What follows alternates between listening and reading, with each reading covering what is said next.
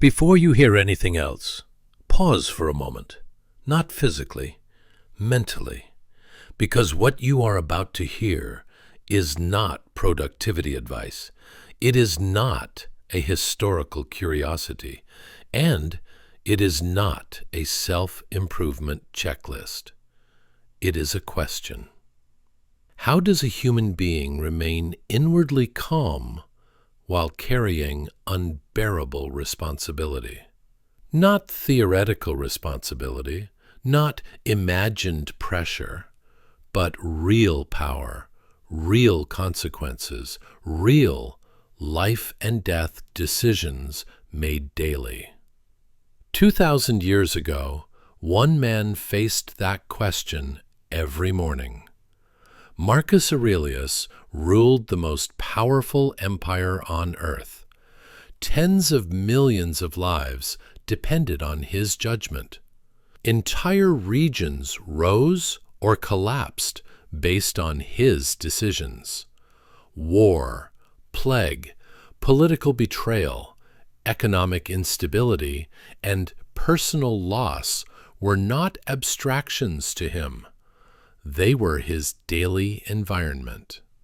And yet, history remembers him not for conquest, but for character. He was not corrupted by power. He was not consumed by stress. He did not lose himself.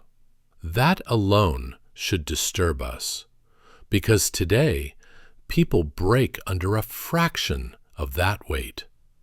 What was his advantage? The answer is uncomfortable. Marcus Aurelius did not manage his empire first. He managed himself.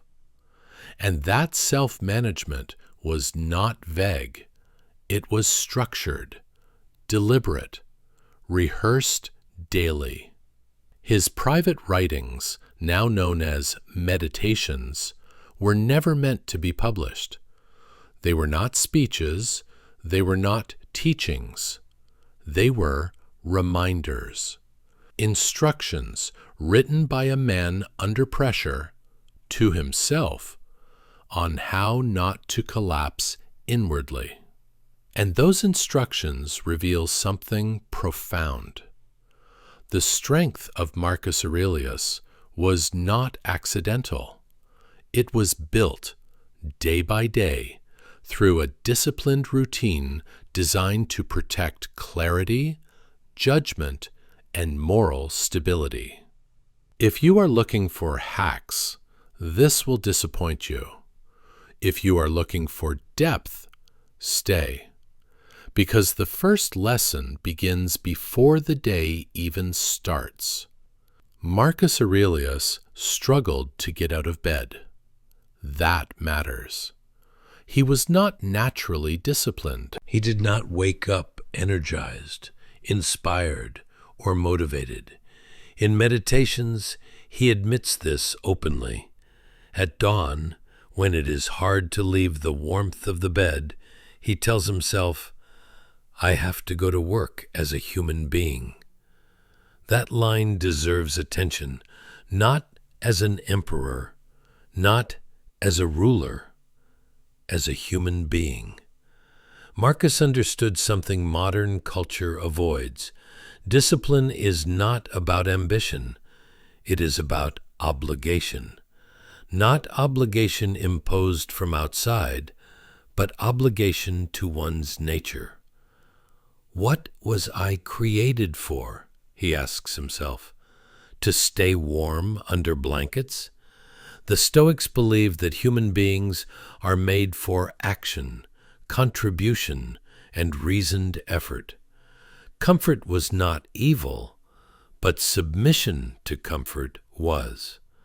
So Marcus gets up, not heroically, not effortlessly, deliberately. And that decision, repeated daily, sets the tone for everything that follows. Because the first battle of the day is not with circumstances, it is with resistance. Modern mornings often begin with surrender, the phone before the floor, noise before intention, reactivity before agency. Marcus Aurelius did the opposite.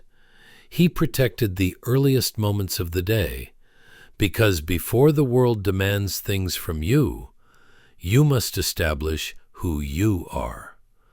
Morning, for Marcus, was sacred.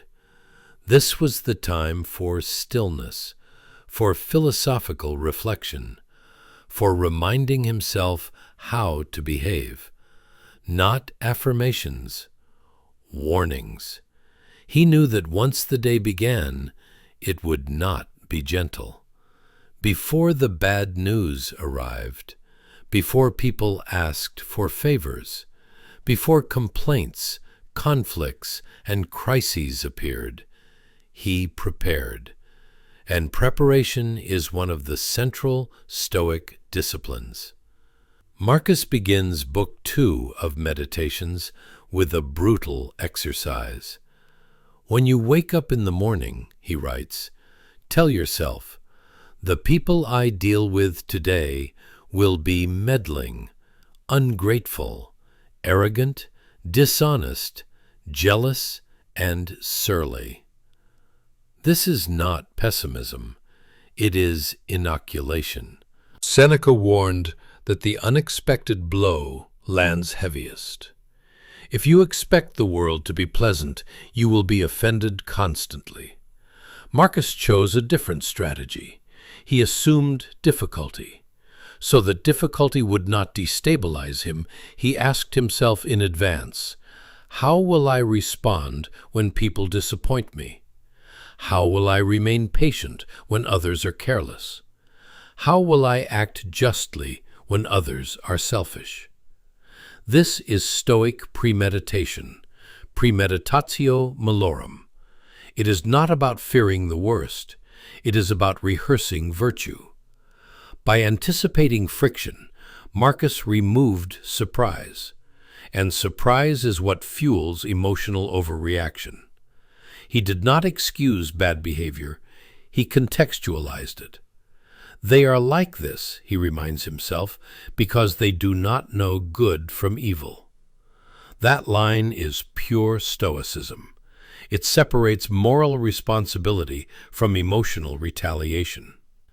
Once prepared, Marcus moved into work, and his work was relentless. He heard legal cases. He addressed military strategy.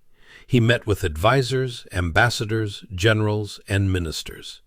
He managed logistics, diplomacy, and public order. The cognitive load alone would crush most people. So Marcus imposed another discipline, presence. Get used to winnowing your thoughts, he writes. If someone asked him what he was thinking about, he believed he should be able to answer. No mental wandering, no half-attention, no fragmentation. What modern thinkers call deep work, Marcus practiced out of necessity. Distraction was not harmless, it was dangerous. He focused on the task in front of him, completely. This was not rigidity, it was respect. Respect for responsibility. Another lesson Marcus learned from his predecessor Antoninus was humility in leadership. He yielded to expertise. He listened. When corrected, Marcus did not take offense. He wrote that being shown an error was a gift. The harm, he said, is to remain in error. That mindset alone explains much of his stability. Ego creates fragility. Humility creates adaptability. But Marcus also understood balance. He warned himself, don't be all about business. Stoicism was never anti-pleasure. It was anti-excess. Marcus exercised regularly. He boxed, he wrestled, he rode horses, he hunted. He walked outdoors and paid close attention to nature, bending grain, animals in motion, the rhythm of the world. To the Stoics, nature was not scenery, it was instruction. The entire world, they believed, was ordered by reason. Observing it restored perspective. Marcus avoided unnecessary brutality. He disliked the bloodlust of the Colosseum. When required to attend, he mentally withdrew. He read philosophy amid chaos, because tranquility, he believed, was not location-dependent. "You can retreat into yourself at any time," he wrote. This inner citadel, the Stoic fortress of the mind, was his refuge. At night, the day was not over. It was reviewed. Marcus practiced daily self-examination. What did I do well? Where did I fail? What must improve? This was not self-criticism, it was accountability. He had no superior, no external evaluator. Philosophy was his conscience. And then came the final meditation, memento mori. "You could leave life right now," he wrote. "Let that determine what you do and say and think." This was not morbid, it was clarifying. Death, for the Stoics, was not an event in the future, it was a presence shaping the present. Knowing time was limited made attention precious. It made family moments sacred. It made procrastination absurd. Marcus loved his family deeply. He wished for more time with his wife. He reminded himself to be present, because nothing was guaranteed. And finally, he slept, protecting rest, because discipline requires recovery. This was the daily routine that built Marcus Aurelius, not a schedule, a philosophy lived hour by hour. Once the day had begun, Marcus Aurelius entered a world that did not slow down for reflection. The empire did not pause because he was tired. War did not soften because he felt doubt. People did not become reasonable because he wished them to be. This is where Stoicism proved its value, not in solitude, but in collision. The Roman emperor lived under constant exposure to pressure, political, military, moral.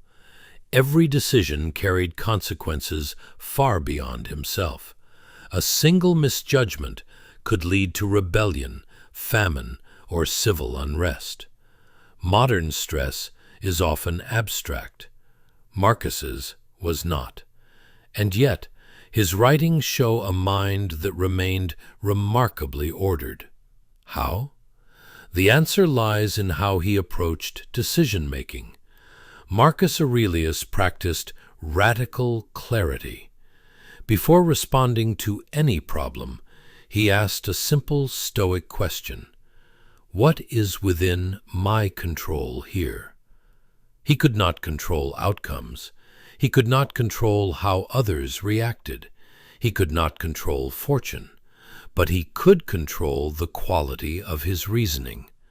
This prevented panic. Many leaders fail not because they lack intelligence, but because they allow urgency to override judgment. Marcus refused this. He wrote that one should never do anything reluctantly, selfishly, or without examining it. Every decision was filtered through virtue. Is this just? Is this necessary? Is this proportionate? Stoicism did not make him passive. It made him precise. When conflict arose, and it often did, Marcus did not escalate emotionally. He expected resistance. This expectation mattered. Epictetus taught that anger is not caused by insult, but by the belief that insult should not exist. Marcus internalized this deeply. When criticized, he examined the criticism. If it was true, he corrected himself. If it was false, he ignored it. This simple rule eliminated enormous psychological noise. Most people suffer twice, once from the event, once from their reaction to it. Marcus suffered once, and often less. Betrayal was common in Roman politics.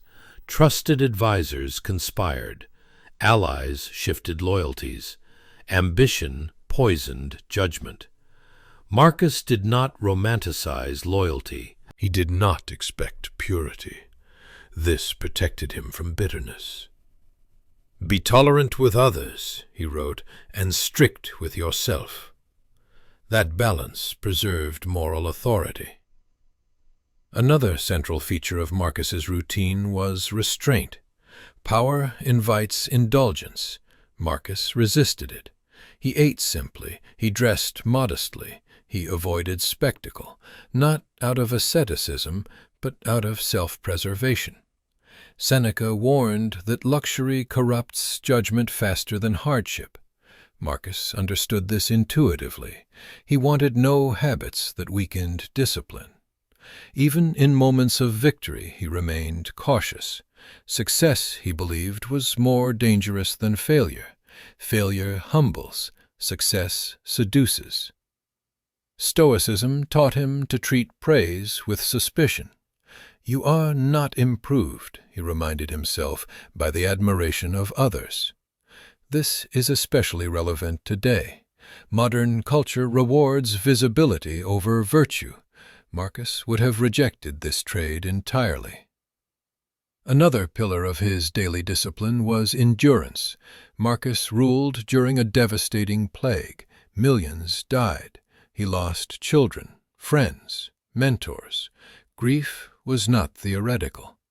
And yet his writings show no collapse into despair. He grieved, but he did not surrender meaning. Stoicism does not deny loss, it contextualizes it. "All that you love," Marcus wrote, "is on loan." This was not coldness, it was realism. By accepting impermanence, he reduced shock. This allowed him to continue functioning without emotional paralysis. Many people break not because they feel pain, but because they are unprepared for it. Marcus prepared daily. Another essential element of his routine was self-dialogue. He spoke to himself constantly, not affirmations, corrections. Why are you disturbed? What are you avoiding? Is this worthy of you? This internal conversation replaced external validation. He did not outsource judgment. This is rare. Most people live reactively, calibrated to approval, status, and comparison. Marcus lived internally. This made him difficult to manipulate. He could not be easily flattered. He could not be easily provoked. That alone made him formidable. But Stoicism also demanded compassion. Marcus believed that humans are made for cooperation. Even those who behave badly, he reminded himself, are part of the same organism. This did not excuse injustice.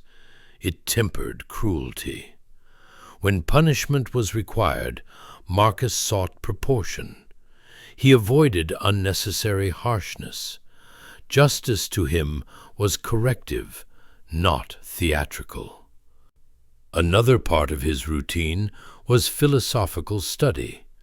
Marcus read constantly, not to escape reality, but to clarify it. He studied earlier Stoics. He reflected on mortality. He revisited foundational principles repeatedly. Repetition mattered. Seneca wrote that wisdom is not discovered once. It must be refreshed. Marcus returned to the same ideas daily, because pressure erodes clarity. Stoicism was maintenance, not inspiration. Physical discipline also played a role. Marcus exercised to preserve stamina. The Stoics believed that the body influences the mind. Weakness invites despair. Strength supports resilience. He did not pursue aesthetics. He pursued capacity. Another critical element of Marcus's daily routine was silence. He avoided unnecessary speech. Words, he believed, commit the mind. Careless speech leads to careless thought. This restraint preserved authority. When Marcus spoke, it mattered. When he remained silent, it was deliberate. At night, exhaustion was real, and still reflection continued. Marcus reviewed the day honestly, not sentimentally. What did I tolerate that I should not have? Where did I fail to act justly? Where did I allow emotion to override reason? This practice prevented moral drift. Without reflection, small compromises accumulate. With reflection, they are corrected early. Before sleep, Marcus returned again to mortality. Not fearfully, gratefully. You have lived today, he reminded himself. That was enough. Sleep was not escape. It was preparation. The next day would bring new tests, and Marcus would meet them not with optimism, but with readiness. Power isolates. This is something history rarely explains honestly. From the outside, power looks like access, privilege, influence. From the inside, it feels like distance. The higher one stands, the fewer people can speak freely. The fewer people can be trusted. The fewer moments exist without consequence. Marcus Aurelius lived most of his adult life in this condition. Much of his reign was spent not in Rome, but on the northern frontiers, leading military campaigns against relentless tribal invasions. He governed from tents, muddy camps, and frozen outposts. Disease spread through the legions, supplies failed, morale wavered. This was not the glamorous image of empire. It was endurance. And this is where Stoicism moved from philosophy to survival. Marcus was not a natural soldier. He was a thinker, a reader, a reflective man placed into prolonged violence and uncertainty. What preserved him was not optimism. It was acceptance without resignation. Marcus never told himself that war was noble or beautiful. He told himself that it was necessary, and therefore must be met with discipline. You do not have to turn this into something it is not, he reminded himself. This sentence captures Stoic realism. Do not romanticize hardship. Do not dramatize it. Do not resist its existence. Meet it cleanly. This clarity prevented despair. Another major pressure Marcus faced was loneliness. Leadership at that scale cannot be shared. Responsibility concentrates. Decisions that affect millions must be made internally, often without reassurance. Marcus could not crowdsource judgment. He could not delay accountability. Stoicism prepared him for this isolation. Epictetus taught that a person must be capable of standing alone with their reason. Marcus internalized this. He became his own counsel. This is why his private writings matter so deeply. They are evidence of a man thinking aloud, correcting himself, anchoring himself when no external anchor existed. In one entry, Marcus reminds himself that it is possible to live well even in a palace or in a tent, because the mind remains free. This idea is central. Circumstance does not imprison the Stoic, interpretation does. Another burden Marcus carried was fear of moral failure. Not fear of death, fear of becoming unjust, fear of becoming cruel, fear of letting power erode character. This fear was rational. History had shown him what unchecked power does. So Marcus imposed internal limits. He reminded himself constantly that he was no different in substance from those he ruled. Same flesh, same mortality, same fragility. Only role separated them. This thought prevented dehumanization. The Stoics believed that injustice begins when others are reduced to abstractions. Marcus refused that reduction. Even enemies were human beings acting from ignorance or necessity. This did not prevent him from fighting them. It prevented him from hating them. Another crisis Marcus endured was grief layered upon grief. He lost multiple children in infancy. He lost friends to plague and war. He lost mentors. Stoicism did not numb this pain. Marcus wrote openly about loss, but he never allowed grief to dissolve duty. He accepted mourning as natural. He rejected collapse as optional. "All that you see will soon be gone," he wrote. Not to trivialize love, but to keep perspective. Love, to the Stoic, is intensified by impermanence. You cherish because it will end. Another pressure Marcus faced was doubt. Stoicism does not eliminate doubt, it manages it. Marcus questioned himself constantly. Am I acting from reason or impulse? Am I being firm or stubborn? Am I avoiding discomfort or exercising restraint? This self-interrogation was relentless, but it prevented arrogance. Many leaders fail when they stop questioning themselves. Marcus never did. War tested his patience. Politics tested his restraint. Public expectation tested his endurance. Stoicism unified his response. At the core of his daily routine was a simple commitment. I will not add my own disorder to the disorder of the world. This sentence could summarize his entire philosophy. When chaos surrounded him, he refused to become chaotic internally. When cruelty tempted him, he chose restraint. When exhaustion tempted withdrawal, he chose duty. This did not make him emotionless, it made him stable. Another Stoic practice Marcus relied on was reframing. When facing unbearable conditions, he reduced them to fundamentals. Cold is sensation. Fatigue is sensation. Fear is impression. None of these by themselves determine character. Judgment does. By breaking experience into components, Marcus regained control. This technique is profoundly modern. Cognitive behavioral therapy echoes Stoic logic directly. Separate event from interpretation.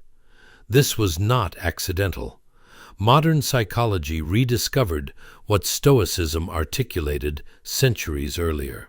Another critical aspect of Marcus's routine was acceptance of limits. He did not believe he could fix everything. He did not believe history would be kind. He did not believe his reign would be perfect. This humility protected him from despair. I did what was possible, he wrote.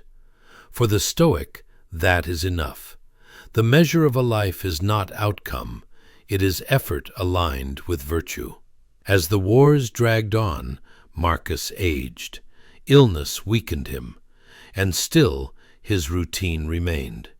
Morning reflection, mental preparation, focused action, evening review.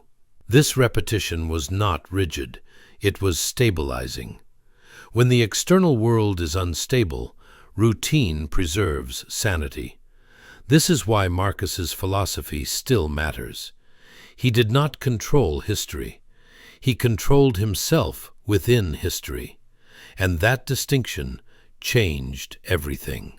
At the end of Marcus Aurelius's life, there was no dramatic triumph, no final speech meant to be remembered, no carefully staged legacy. There was only continuity, the same discipline, the same restraint, the same quiet insistence on governing the inner life, even as the body weakened and the world remained uncertain. This is perhaps the most misunderstood aspect of Stoicism. It does not climax, it stabilizes. Marcus Aurelius did not become calmer with age because life became easier. Life became harsher.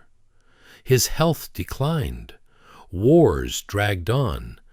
The empire strained under pressures he knew he would not fully resolve. And yet, his writing grew clearer, more concise, more sober, more resigned, not in defeat, but in accuracy. He no longer asked for relief, he asked for coherence. This is the final lesson of his daily routine. Stoicism is not a method for controlling the world. It is a discipline for refusing to be controlled by it. By the end of his life, Marcus had accepted a truth many never do. You do not need to win history. You need to remain intact within it. That is the measure Stoicism offers, not how much you change the world, but how little the world distorts you.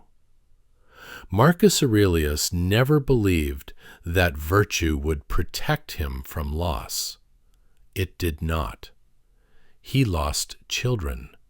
He lost peace. He lost years to war. What virtue protected was something deeper: his judgment, his restraint, his dignity. These were not small victories. They were everything. The Stoics believe that most human suffering comes not from pain, but from resistance to pain, from demanding guarantees that life never offered. Marcus abandoned that demand. He stopped asking life to be fair. He asked himself to be steady.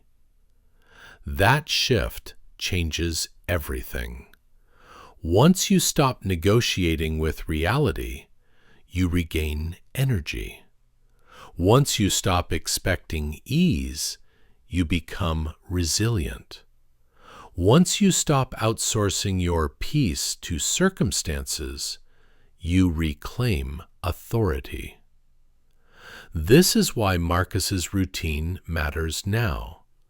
Not because we face empires and plagues, though uncertainty remains very much alive, but because we face distraction, fragmentation, overstimulation, a constant erosion of attention.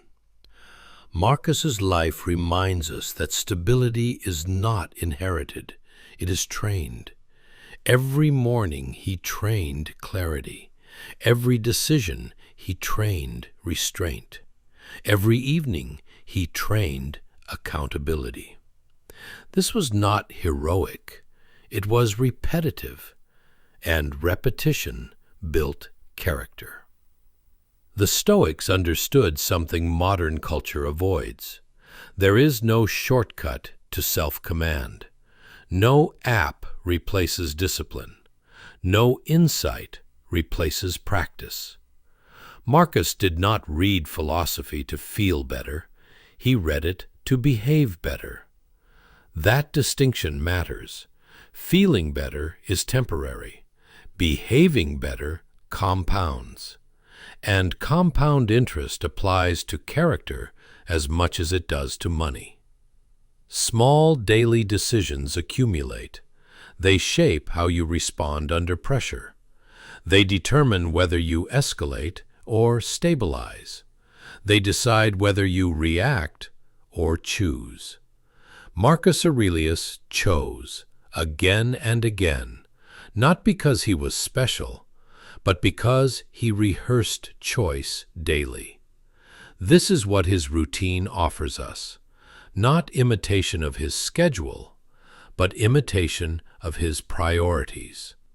To begin the day with intention rather than reaction. To meet difficulty without dramatization.